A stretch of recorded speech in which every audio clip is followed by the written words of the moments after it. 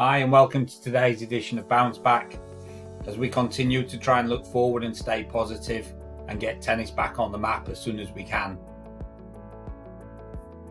Over the last few days I've been following a number of discussion groups on social media looking at the state of tennis at the moment. And one of the things that seems to be coming up quite a lot now are questions. We've been looking at the different things, people discussing when is tennis going to come back? How is coaching going to work when we're allowed to get back on the court? What will happen to tennis clubs? How are they going to manage and operate when we come back? Will the courts be opening up again back in the parks and public facilities? And what new programs or initiatives might there be? And there's been quite a lot of discussion about what are the LTA going to do about this, what are the LTA going to do about this, what are the LTA going to do about that. It's not their responsibility. It's our sport, it's our business, it's our responsibility. So let's have a look. When will tennis return?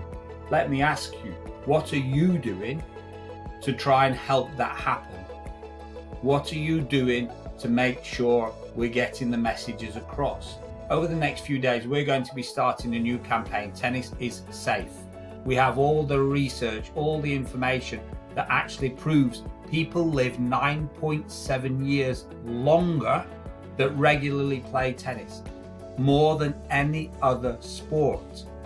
We need to be using the stats in the same way the governments are using the stats to support why tennis is coming back. We're going to be sharing with you lots of things over the next few days. What we're asking you to do is to share them on. Let's make this more people aware that tennis is safe. How is coaching going to work? What have you thought about? How have you played this through in your head? Are you going to be able to coach 2 people, 4 people? Is it going to be more? How are you going to manage the social distancing? You decide. It's your responsibility how you're going to operate. Yes, we're going to have guidelines. Yes, we know that. But start thinking now, how are you going to actually come back into this ready to bounce back when you can? Are you working with your club? Are you working with the committee at your club to try and have some coherent, sensible discussion and some kind of policy and protocol to ensure safe operation when you come back? I'm sure that tennis will come back, and I'm also sure that the clubhouse won't open in the first instance. I'm sure we're going to access the court but not get on court. So are we going to try and have a booking system even in the smallest clubs somehow? Are we going to go to 50-minute bookings, 10 minutes in the middle for one group to leave before the next group come in?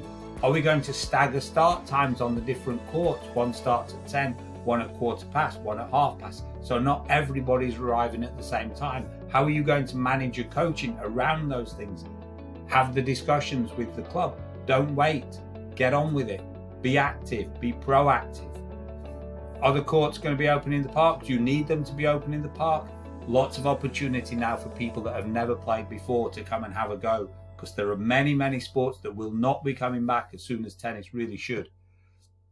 Are you working with your local authority? Have you asked anybody? Have you contacted anybody? Again, the data we're going to be releasing over the next few days, feed that in and let's get those courts back open as soon as it is safe and practical to do so.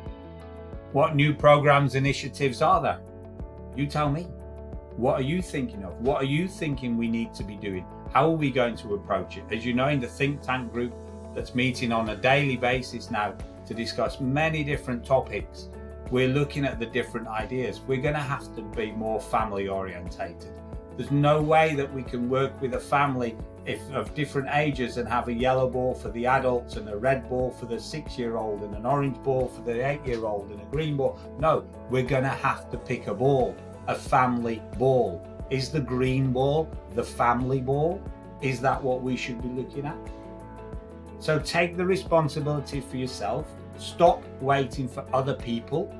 Have your own ideas, have your own opinions, and please join the think tank and share these ideas with us. The more people we have involved, the better the information is that we can share with everybody else, and let's get tennis back playing again as soon as we practically can and as soon as it is safe. So take some time, take the responsibility, have a think, and look at tennis in your new normal. But in the meantime, please stay well, stay safe, and take care. Cheers.